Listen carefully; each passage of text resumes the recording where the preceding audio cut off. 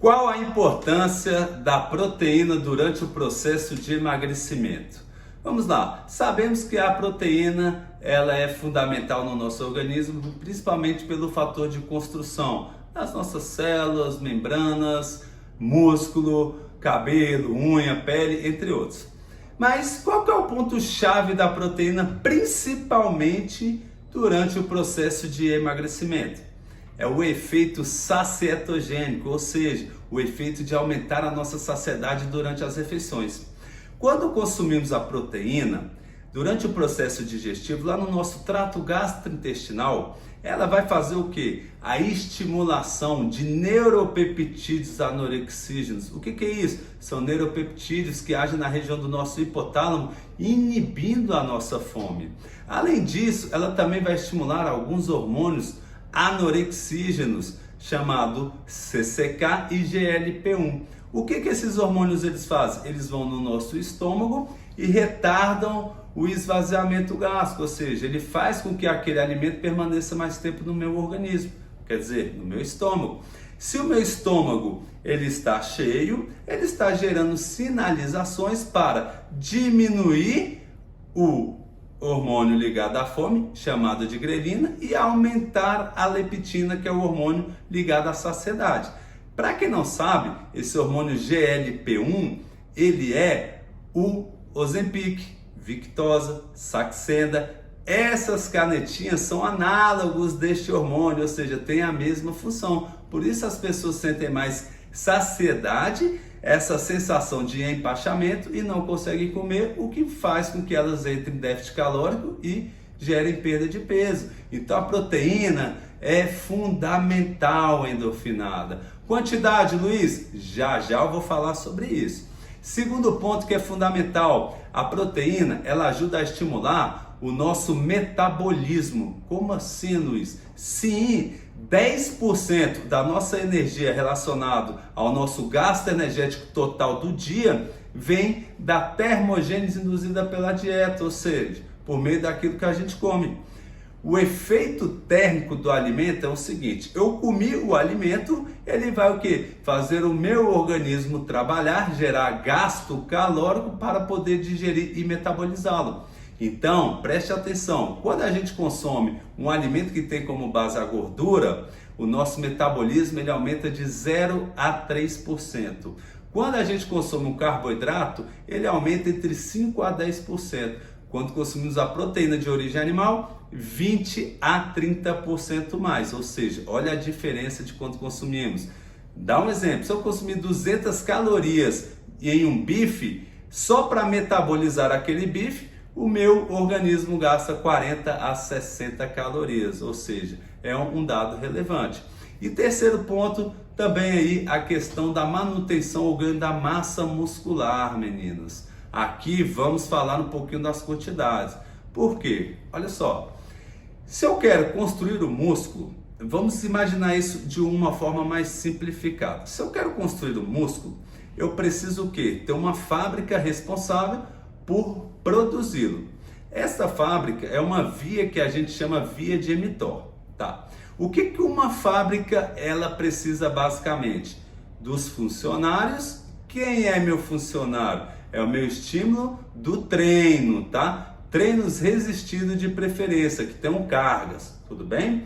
E a matéria-prima. Quem é esta matéria-prima? São os aminoácidos que fazem a composição da proteína. Para quem não sabe, a proteína é uma cadeia de 20 aminoácidos, sendo 9 aminoácidos essenciais, ou seja, que nosso organismo não produz. Por isso precisamos comer alguns alimentos para que a gente tenha esse aporte, e não essenciais, que são aqueles aminoácidos que nosso organismo já produz, ok? Então, a proteína, ela não basta aqui para ativar a fábrica eu comer um ovo, 2 ovos, não adianta, meninas. Para que eu possa ter o efeito de estimular a fábrica para a construção do músculo, é necessário eu ter um consumo no mínimo 20 gramas de proteína fracionadas em pelo menos 3 refeições do meu dia. Quando eu digo 20 gramas, não é do alimento, mas sim do macronutriente. E o que é isso, Luiz? Olha só, para alcançarmos 20 gramas, um ovo temos 6 gramas de proteínas. Então deveríamos comer pelo menos 3 ovos e mais um pedacinho de queijo para que a gente alcance essas 20 gramas. A cada 100 gramas de carne bovina, suína, frango, temos em média 33 gramas. Uma lata de atum, 22. Uma dose de whey, 20 gramas, tá? Essas informações, inclusive, eu vou deixar em PDF aqui, tá? Nesse vídeo, para que vocês possam ter uma noção das quantidades de proteína dos alimentos que estão comendo, tá? Para poder ajudar aí a ter uma noção em relação a isso. Então, o fracionamento tem que ser o quê? 3 refeições com pelo menos 20 gramas. E o total? O total de proteína vai variar. Normalmente vai de 2 gramas a 3 gramas por quilo de peso. Se eu tenho 70 quilos, eu vou comer ali algo em torno de 140 gramas de proteína ao dia. 140 do macronutrientes. Se eu for pensar isso, por exemplo, em carne, frango, eu deveria comer em média 450 gramas ao dia, o que acaba sendo muito, né? Então, dependendo do seu peso, você pode abaixar até 1,6 gramas por quilo de peso. Você pode calcular isso, inclusive, e utilizar um aplicativo para te auxiliar, tá? Mas fica tranquilo, no planejamento, o consumo proteico já está adequado. Eu estou dizendo isso para que você possa ter uma noção. E se você quer aprender mais da nutrição, vá lá, dá uma olhada ali as quantidades, porque a gente sabe que nutrição, alimentação é para a nossa vida toda, e quanto mais a gente ter uma base sobre isso, melhor para a gente, tá?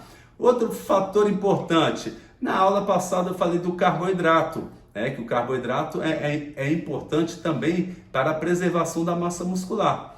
Olha só, se eu estou numa dieta para emagrecimento, eu estou comendo menos do que eu gasto, correto? Ou seja, estou em déficit calórico. Se eu estou em déficit calórico, eu já tenho o quê? Menos energia. Menos energia principalmente da onde? Da glicose. Que glicose é essa? Do carboidrato. Então, se eu tenho menos energia, o corpo ele começa a reclamar. Ele diz, ei, falta aqui energia da glicose do carboidrato. Da onde eu tiro essa energia? O corpo, muito esperto, começa a retirar da gordura. Top! É isso que a gente quer. Só que não devemos esquecer que o nosso cérebro tem um consumo médio de 120 gramas de glicose ao dia, que é um órgão que gasta muita energia. E a gordura, pessoal, não vira energia para o cérebro. E aí, o que faz?